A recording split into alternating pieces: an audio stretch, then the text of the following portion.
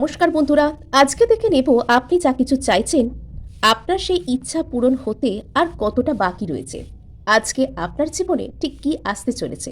So চলুন, এখানে আপনাদের জন্য 3টে কার্ড আমি বেছে রেখেছি, আর আপনারা এটার মধ্যে যেটার সাথে কানেক্টেড বোধ করছেন সেটাকেই এখানে পছন্দ করতে পারেন। সো নাম্বার 1 কার্ড, ওকে, কালী মহামায়া। নাম্বার 2 কার্ড, এখানে রয়েছে ভৈরবী যোগিনী।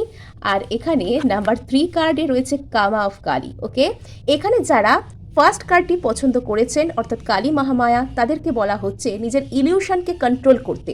অর্থাৎ আপনি এই মুহূর্তে যা কিছু চাইছেন সেই আইডিয়ার প্রতি এবং সেটা হবে কি হবে না এই বিষয়টার প্রতি অতিরিক্ত বেশি অবসেসড, যেটা আপনার পথে নেগেটিভ অবস্ট্যাকলস আনছে। সুতরাং আপনি এটা থেকে বেরিয়ে আসুন, সেলফলেস ম্যানিফেস্টেশন করুন।